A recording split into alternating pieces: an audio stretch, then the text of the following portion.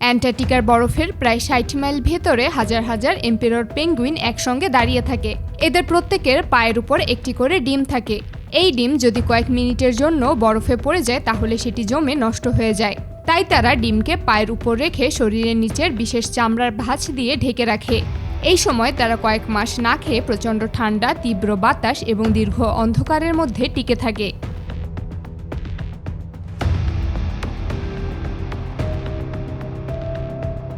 পৃথিবীর আর কোনো পাখি এমন কঠিন পরিবেশে এভাবে বংশবিস্তার করে না।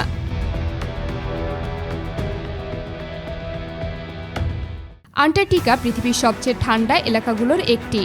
যদিও পুরো এলাকা বরফে ঢাকা, তবুও এখানে বছরে খুব অল্প তুষারপাত হয়। যে তুষার পড়ে তা গলে না, বছরের পর বছর জমে বিশাল বরফের স্তর তৈরি করে।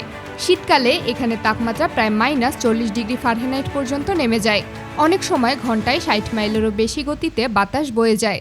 বাইরের যে কোনো প্রাণী কয়েক মিনিটের মধ্যেই জমে যেতে পারে। আর পাশাপাশি বরফও সবসময় নড়াচড়া করে, ভেঙে যায় এবং নতুনভাবে তৈরি হয়। তাই এখানে বেঁচে থাকা খুবই কঠিন।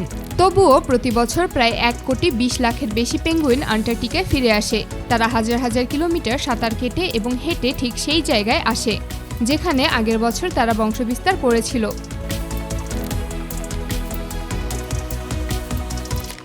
পেঙ্গুইন উড়তে পারে না, কিন্তু পানির নিচে তারা অসাধারণ দক্ষ সাঁতারু। মাছ এবং অন্যান্য সামুদ্রিক প্রাণী ধরতে তারা অনেক গভীর পর্যন্ত ডুব দিতে পারে। এম্পেরর পেঙ্গুইনের প্রজনন পদ্ধতি অন্য সব পাখির থেকে আলাদা। যখন অ্যান্টার্কটিকায় সবচেয়ে বেশি ঠান্ডা পড়ে এবং সমুদ্রের বরফ সবচেয়ে বেশি এলাকা জুড়ে বেড়ে যায়, তখনই তারা প্রজনন শুরু করে। এই সময় বরফ অনেক বেশি স্থির থাকে, ভাঙে কম, তাই বিশাল পাখির ঝাঁক নিরাপদে থাকতে পারে। যদি তারা গরমকালে ডিম দিত তাহলে বরফ ভেঙে যাওয়ার কারণে বাচ্চারা বাঁচতে পারত না। প্রতিটি স্ত্রী পেঙ্গুইন মাত্র একটি ডিম পারে। এরপর খুব সতর্কভাবে সেটি পুরুষ পেঙ্গুইনের পায়ের উপর তুলে দেয়। এই কাজটি অত্যন্ত গুরুত্বপূর্ণ, কারণ ডিম যদি এক মুহূর্তের জন্য বরফে লাগে তাহলে সেটি নষ্ট হয়ে যেতে পারে। ডিম দেওয়ার পর স্ত্রী পেঙ্গুইন খাবারের জন্য সমুদ্রে ফিরে যায়, আর পুরুষ পেঙ্গুইন প্রায় ৪ মাস ধরে না খেয়ে ডিম আগলে রাখে। এই দীর্ঘ সময় পুরুষ পেঙ্গুইনের শরীরের চর্বি ধীরে ধীরে কমে যায় এবং তার ওজন প্রায় অর্ধেকে নেমে আসে। বেঁচে থাকার জন্য তারা একসঙ্গে জড়ো হয়ে বড় দল তৈরি করে, যাকে হাডল বলা হয়। বাইরের দিকে থাকা পেঙ্গুইন কিছুক্ষণ পর ভেতরে চলে আসে এবং ভেতরের পেঙ্গুইন বাইরে যায়। এভাবে সবাই পালা করে ঠান্ডা সহ্য করে। এই পদ্ধতির কারণে দলের মাঝখানে তাপমাত্রা অনেক বেড়ে যায় এবং তারা শরীরের তাপ ধরে রাখতে পারে।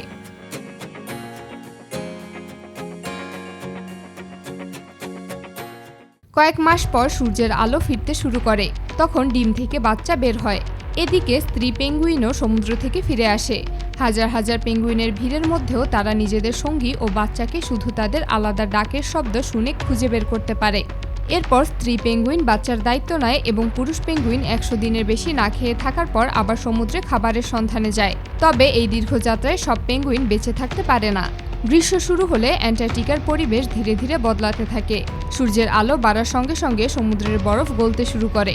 পানিতে সূর্যের আলো পৌঁছালে অতি ক্ষুদ্র উদ্ভিদ, যাকে ফাইটোপ্ল্যাঙ্কটন বলা হয়, দ্রুত বৃদ্ধি পায়। এরপর বিপুল পরিমাণ ক্রিল জন্মায়। ক্রিল হলো ছোট চিংড়ির মতো সামুদ্রিক প্রাণী, যা পেঙ্গুইন, তিমি, সিল সহ অনেক প্রাণীর প্রধান খাদ্য। গ্রীষ্মে অ্যান্টার্কটিকায় বিভিন্ন প্রজাতির পেঙ্গুইন ফিরে আসে। অ্যাডেলি পেঙ্গুইন পাথর জড়ো করে বাসা তৈরি করে।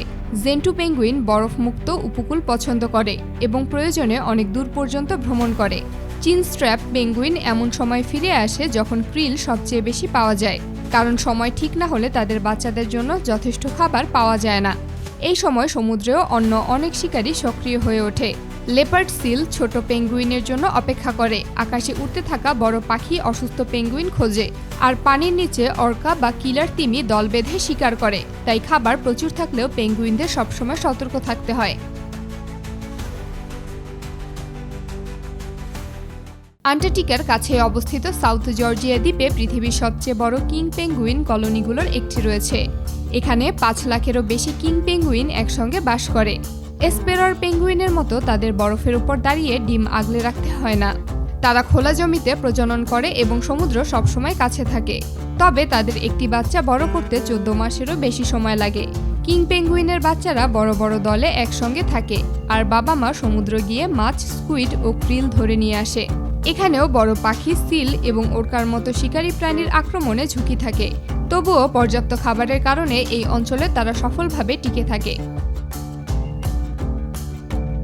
আন্টার্কটিকার বাইরের অনেক দ্বীপে আরও বিভিন্ন ধরনের পেঙ্গুইন বাস করে।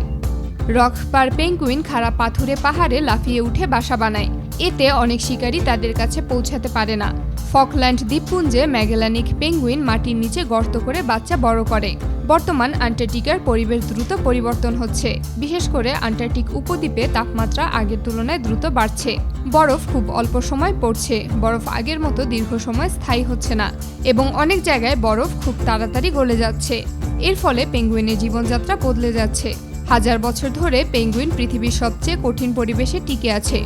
তারা বরফ, সমুদ্র, শিকারী প্রাণী এবং দীর্ঘ অনাহারের সঙ্গে মানিয়ে নিয়েছে। কিন্তু এখন জলবায়ুর পরিবর্তনের কারণে তাদের পরিবেশ দ্রুত বদলে যাচ্ছে। কিছু প্রজাতি নতুন এলাকায় মানিয়ে নিতে পারবে, আবার কিছু প্রজাতির জন্য ভবিষ্যতে টিকে থাকা আরও কঠিন হয়ে যেতে পারে।